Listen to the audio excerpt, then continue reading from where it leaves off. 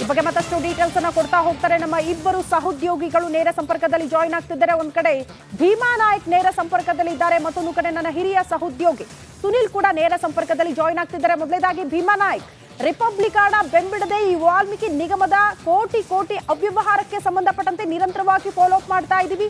Very shocking ನ್ಯೂಸ್ಗಳು ಕೂಡ ಬೆಳಕಿಗೆ ಬರ್ತಾ ಇದೆ. 700 ಅಕೌಂಟ್ಗಳು ಸಿಕ್ಕವರ ಖಾತೆಗೆ ಹೇಗೆ ಹಣವನ್ನ ಪಡೆದುಕೊಳ್ತಾ ಇದ್ರು, ಹೇಗೆ ಅವ್ಯವಹಾರ ಆಗಿದೆ ಎಕ್ಸ್ಪ್ಲೇನ್ ಮಾಡೋದಾದ್ರೆ ಭೀಮಾ ನಾಯಕ್.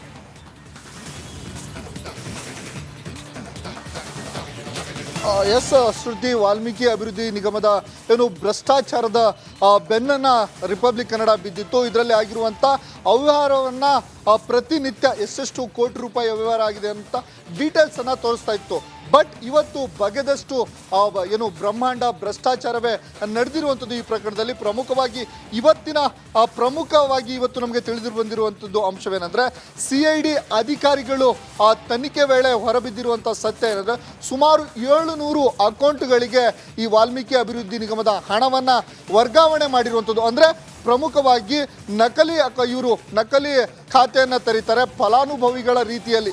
ಅಂದರೆ ನಿಮಗೆ ಒಂದೇ ಸತಿ ಆ 4-5 ಲಕ್ಷ ರೂಪಾಯಿಯನ್ನು ಹಣವನ್ನು ವರ್ಗಾವಣೆ ಮಾಡಿದ್ದಲ್ಲಿ ಏನು ಡೌಟ್ ಬರುತ್ತೆ ಅನ್ನುವಂಥ ನಿಟ್ಟಿನಲ್ಲಿ ಇವರು ಫಲಾನುಭವಿಗಳ ಥರ 700 ಅಕೌಂಟ್ಗಳನ್ನು, ನಕಲಿ ಅಕೌಂಟ್ಗಳನ್ನು ಕ್ರಿಯೇಟ್ ಮಾಡ್ತಾರೆ.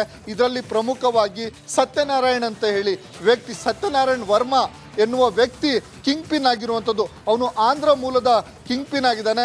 ಈ ಹಿಂದೆ ಸಹ ಸಾಕಷ್ಟು ಈ ಥರದ ಪ್ರಕರಣಗಳಲ್ಲಿ ಅವನು ಭಾಗಿಯಾಗಿ ಜೈಲು ಶಿಕ್ಷೆ ಸಹ ಅನುಭವಿಸಿರುವಂಥದ್ದು. ಈ ಪ್ರಕರಣದಲ್ಲೂ ಸಹ ಅವನನ್ನು ಬಂಧಿಸಿರುವಂಥದ್ದು. ಆವಾಗ ಅಧಿಕಾರಿಗಳಿಗೆ, CID ಅಧಿಕಾರಿಗಳಿಗೆ ಬೆಳಕಿಗೆ ಬಂದಿರೋ ಅಂಶ ಏನು ಅಂದರೆ, ಕುರಿಕಾಯಿಯವರು ಅಥವಾ ದನ ಮೇಸೋರು, ಗೊತ್ತಿಲ್ಲದೆ ಇರೋರು, ಹೀಗೆ ಅನೇಕ ಜನರ ಹೆಸರಲ್ಲಿ 700 ಅಕೌಂಟ್ಗಳನ್ನು ಮಾಡ್ತಾರೆ. ಅದಾದ ನಂತರದ ಆ ಅಕೌಂಟ್ಗಳಿಗೆ 10 ಲಕ್ಷ, 12 ಲಕ್ಷ, 20 ಲಕ್ಷ, 2 ಕೋಟಿ ರೂಪಾಯಿ ಹೀಗೆ ಸಣ್ಣ ಸಣ್ಣ ಅಮೌಂಟ್ಗಳನ್ನು ವರ್ಗಾವಣೆ ಮಾಡ್ತಾರೆ. ಆ ವರ್ಗಾವಣೆ ಆದ ನಂತರದಲ್ಲಿ ಮತ್ತೆ ಅವರಿಂದ ಹಣವನ್ನು ಪಡೆಯುತ್ತಾರೆ. ಹೀಗೆ ಈ ಜಾಲ ಕೆಲಸವನ್ನು ಮಾಡುತ್ತೆ. ಇದರಲ್ಲಿ ಪ್ರಮುಖವಾಗಿ ಕಮಿಷನ್ ಆಸೆಗೆ ಏನು ವಾಲ್ಮೀಕಿ ಅಭಿವೃದ್ಧಿ ನಿಗಮದ MD ಆಗಿರುವಂಥ ಪದ್ಮನಾಭ್ ಮತ್ತು ಲೆಕ್ಕಾಧಿಕಾರಿಯಾಗಿದ್ದಂಥ ಪರಶುರಾಮ ಇವರು ಭಾಗಿಯಾಗಿರ್ತಾರೆ.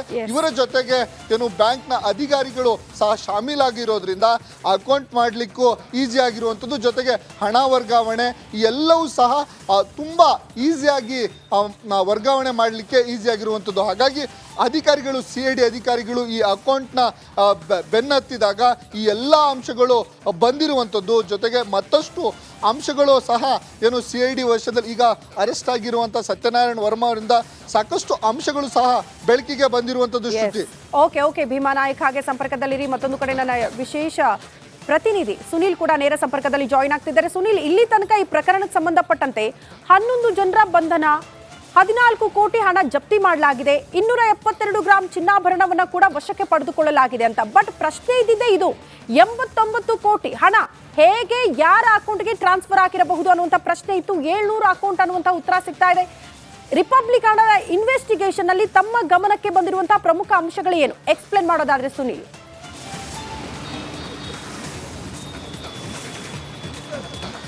ಎಸ್ ಶ್ರುತಿ, ವಾಲ್ಮೀಕಿ ನಿಗಮದಿಂದ ವರ್ಗಾವಣೆಯಾಗಿರುವಂಥ ಹಣ ಯಾವ ರೀತಿ ಆರಂಭದಲ್ಲಿ ಬೇರೆ ಬೇರೆ ಅಕೌಂಟ್ಗಳಿಗೆ ಹೋಗಿತ್ತು ಅನ್ನುವಂಥದ್ದು ಎಲ್ಲರೂ ಕೂಡ ಗೊತ್ತಿರುವಂಥ ವಿಚಾರ. ಅಂದರೆ ಒಟ್ಟು ಸುಮಾರು 18 ವಿವಿಧ ಕಂಪನಿಯ ಹೆಸರುಗಳಲ್ಲಿ ನಕಲಿ ಬ್ಯಾಂಕ್ ಖಾತೆಗಳನ್ನು ತೆರೆಯಲಾಗಿತ್ತು. ಈ ಖಾತೆಗಳಿಗೆ ದೊಡ್ಡ ಮೊತ್ತದ ಅಮೌಂಟ್ಗಳು ಟ್ರಾನ್ಸ್ಫರ್ ಆಗಿತ್ತು. ಅಂದರೆ ಬೆಂಗಳೂರಿನ ಹ್ಯಾಪಿಯೆಸ್ಟ್ ಮೈಂಡ್ಸ್ ಅನ್ನುವಂಥ ಕಂಪನಿ ಇರ್ಬೋದು, ಅದೇ ರೀತಿ ಸುಮಾರು 18 ವಿವಿಧ ಕಂಪನಿಯ ಹೆಸರುಗಳಿತ್ತು.